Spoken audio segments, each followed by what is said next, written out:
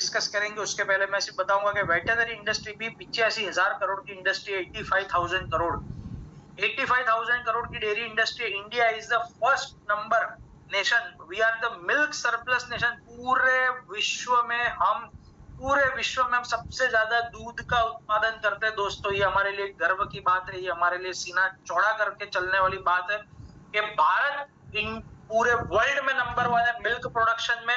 और milk production में हम नंबर 1 है क्योंकि हमारी गाय माता, जिसको हम माता का हमने दर्जा दिया है, माता का हमने सम्मान दिया है, जिसको हमने हमारे परिवार का सदस्य समझा है, हमने परिवार का मेंबर समझा है, उस गाय से हमने जो भी ये पूरे पिछले कुछ वर्षों में हमने ये प्राप्ति हासिल की, उसके लिए शत शत नमन हमारी गौ माता को, जिसने हमारे साथ मिलके हमारा ये जो भी हमारा विजन था इसमें हमको भारतवर्ष को मदद की है। पर पिछले कुछ वर्षों में फिर से राणा जी क्या होता गया, इंसानी लालच, दूध का और प्रोडक्शन चाहिए, क्योंकि हम सुबह से उठ के रात तक देखो दूध कितनी बार हम देखते हैं, चाय, कॉफी, दूध, पनीर, घी, मक्खन, खोया, चीज, मेयोनीज इत्यादि इतनी सारी डेयरी प्रोडक्ट्स, बेकरी प्रोडक्ट्स जहां पे हम लोग दूध का इस्तेमाल करते हैं दोस्तों, कि हम लोग अगर हमारे पूरे दिन में भूल जाए कि दूध ना मिले तो हमारे दिन में खाने की आइटम है हमारी 50% से 80% तक कम हो जाएगी।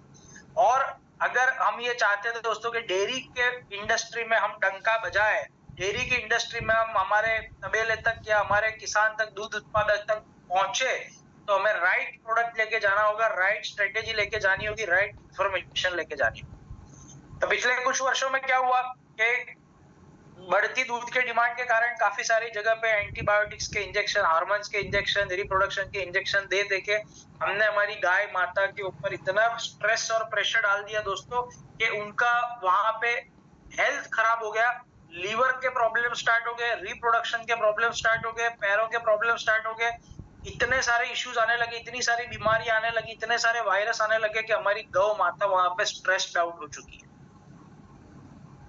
हमने मशीन समझ लिया है, जबकि वो मशीन नहीं है, हमारा हमारा सदस्य है, परिवार का सदस्य है, वो मशीन नहीं है। मशीन में नहीं बनता दूध, दूध सिर्फ गाय को मिलता है, गाय भैंस से हमको दूध मिलता है, मशीन से नहीं मिलता। तो हमें एक ऐसा प्रोडक्ट चाहिए जहां पे हम उसको किसी भी प्रकार के एंटीबायोटिक, हार्मोन्स और किसी भी प्रकार की दवाई खिलाए बिना वहां का उसका मिल्क प्रोडक्शन, फैट प्रोडक्शन और उनकी ओवरऑल हेल्थ के ऊपर हम पॉजिटिव इंपैक्ट क्रिएट कर सके, ऐसा हमको प्रोडक्ट वहां पे देना है दोस्तों। तो इसी के लिए HHI की मैनेजमेंट ने जो प्रोडक्ट बनाया है और हमारी जो विजन के साथ R&D टीम ने डेवलप किया हुआ प्रोडक्ट दोस्तों, जो हेल्दी वेट कैल है, ये हमारा वेटरनरी कैल्शियम प्रोडक्ट है जो 5 लीटर के पैकिंग में उपलब्ध है दोस्तों। इसके अंदर बायोटीन, विटामिन, मिनरल्स और इंपॉर्टेंट हर्बल एक्सट्रैक्ट्स डाले गए जो आपके पशुओं की ओवरऑल हेल्थ को इंप्रूव करेगा, आपके पशुओं के डाइजेशन को इंप्रूव करेगा, डिजीज को कंट्रोल करेगा और सबसे इंपॉर्टेंट है डेफिशिएंसी, जैसे कि न्यूट्रिएंट्स, मिनरल्स, विटामिन की जो डेफिशिएंसी है, वो डेफिशिएंसी को करेक्ट करेगा। पशुओं को संतुलित आहार खिलाना बहुत ज्यादा आवश्यक है। जैसे क्या हम सिर्फ रोटी खा के जिंदा रह सकते हैं? नहीं। क्या हम सिर्फ दाल पी के जिंदा रह सकते हैं? नहीं। क्या हम सिर्फ दाल चावल खा के जिंदा रह सकते हैं? नहीं। हमको चाहिए संतुलित आहार, रोटी, दाल, चावल, सलाद, पापड़ इत्यादि, आचार वाचार सब कुछ एक पूरा खाना चाहिए, वो हमारी बैलेंस डाइट बनाना। वैसे ही हमको बैलेंस्ड डाइट खिलाने के लिए पशु का जो चारा है, पशु आहार है, वो पशु का चारा सफिशिएंट नहीं है।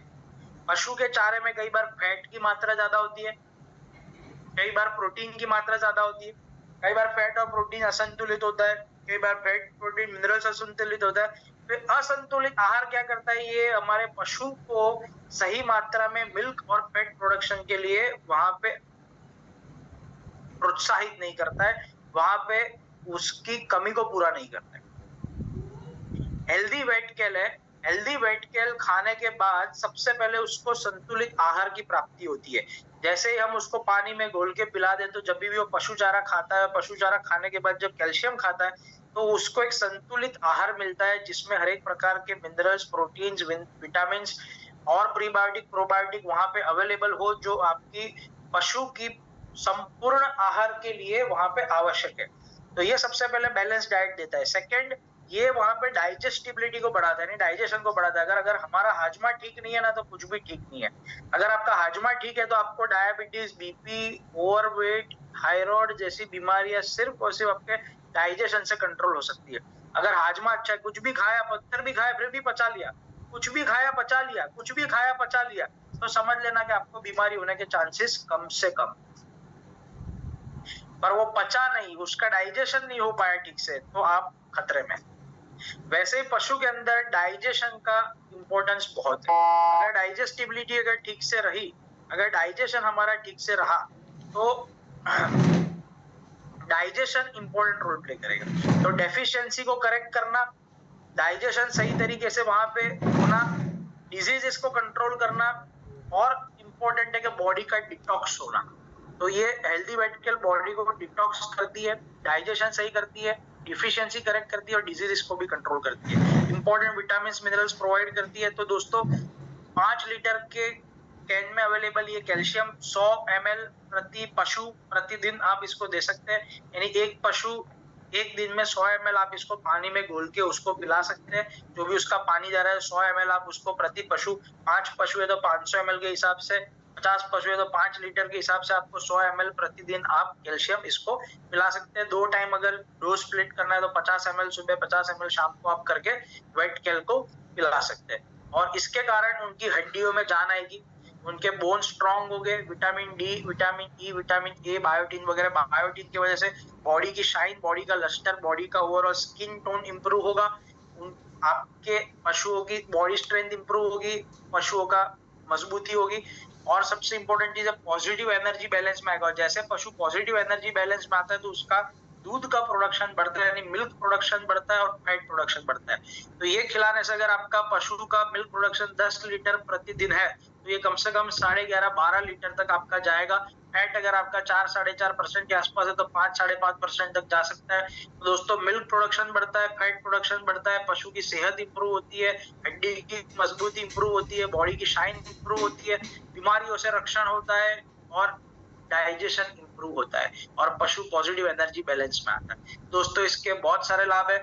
ये प्रोडक्ट आपको मैक्सिमम तबेलों पे जाके, मैक्सिमम फार्मर्स पे जाके आपको इसका डेमोन्स्ट्रेशन देना है, ट्रायल देना है, इसके रिजल्ट्स लेने डे 1 से डे 30 तक, और इसको मैक्सिमम लोगों तक पहुंचा के उनका बेनिफिट लेना है। दोस्तों इसी के साथ हमारा वेटरनरी कैल्शियम का इधर समाप्त होता है और सर 9 बजना है। इसी के साथ मैं अपनी एग्रीकल्चर और वेटरनरी के प्रोडक्ट्स की माहिती को इधर समाप्त करूंगा और चाहूंगा